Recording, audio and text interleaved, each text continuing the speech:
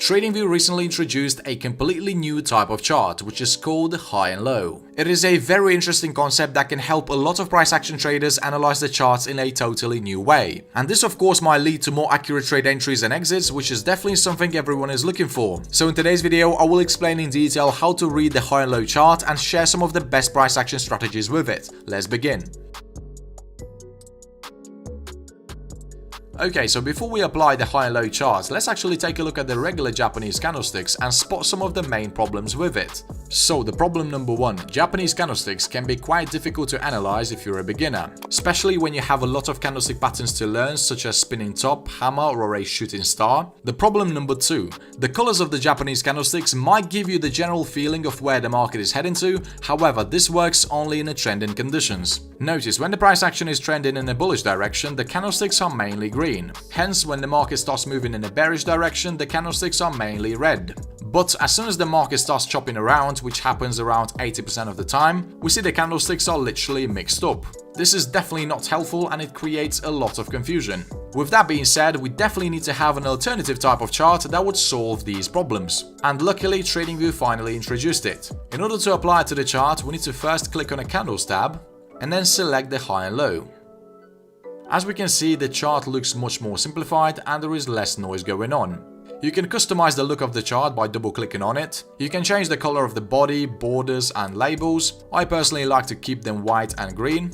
If we zoom in, we can see that each candlestick displays the high and low prices that happened during this time period. The bars are built based on the value of the maximum and minimum prices for a given time frame. As we can see, there is no open or closed prices. Instead, you see the range in which the value changed on the time frame.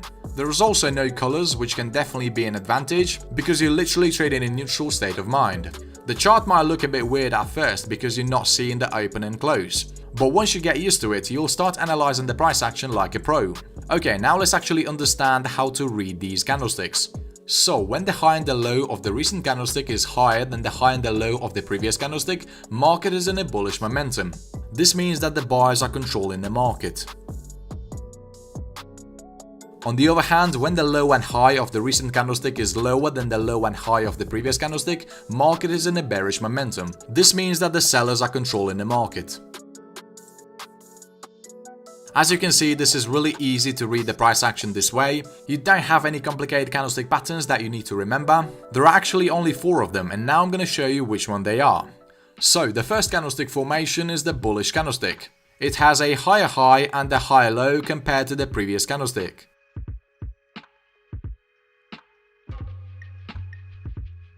Second formation is the bearish candlestick. Bearish candles have lower highs and lower lows compared to the previous candlesticks.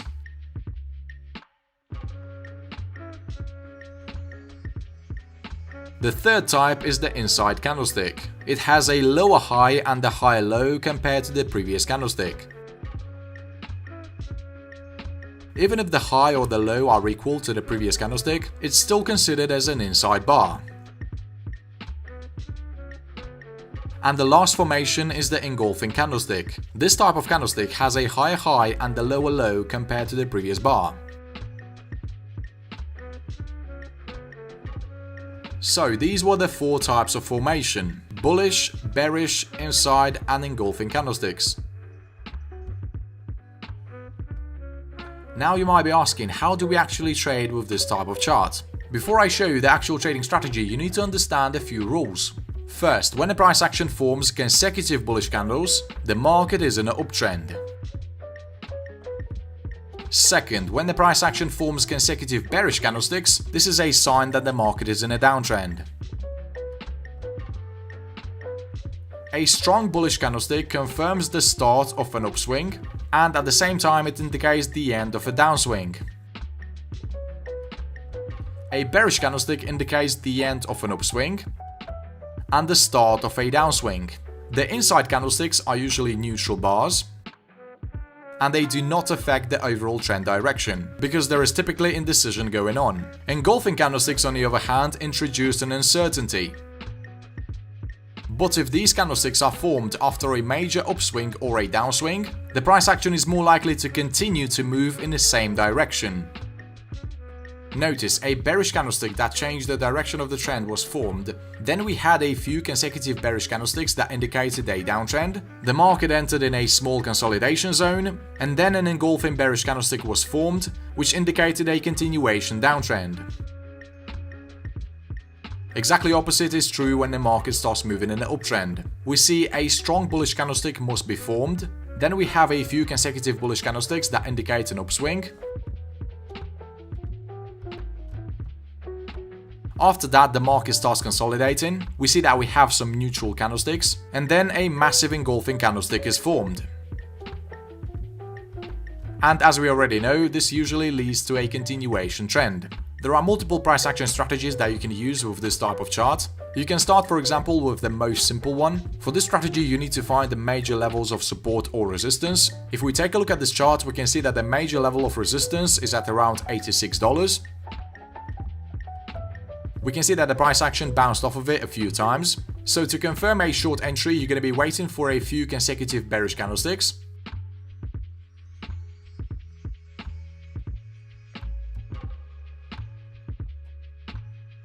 Here we see that the price action is making lower highs and lower lows. You can place your stop loss slightly above the level of resistance. In terms of take profit target, you can set it at 1.5 or 2 times the risk.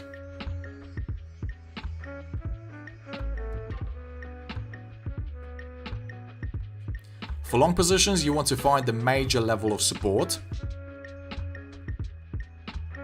We can see that it's sitting at around $86, and then once you identified it, you're going to be waiting for a few consecutive bullish candlesticks.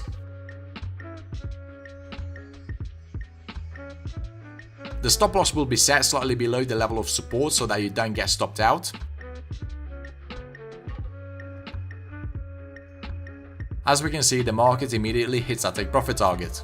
You can also use a pullback strategy with this type of bars. So here we have a 50 and a 200 EMA. So to enter a long trade, you're going to be waiting for a golden cross first, where the 50 EMA crosses above the 200 EMA. Then the price action has to pull back into the 50 EMA. And as soon as the engulfing candlestick is formed, you're going to enter a long position.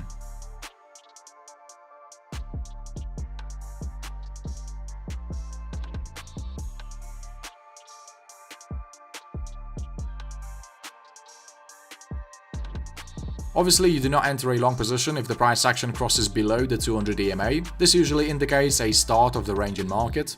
Exactly opposite is true for short trades. First, the 50 EMA has to cross below the 200 EMA.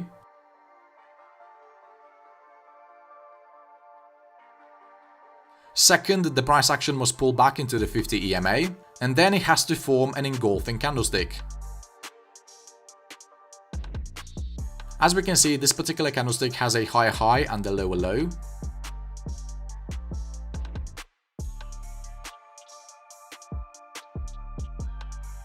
To increase the win rate for the strategy even more, you can add another confirmation indicator such as RSI or Laguerre RSI. The rules are pretty much the same except for the fact that the RSI has to get overbought first before you enter the trade.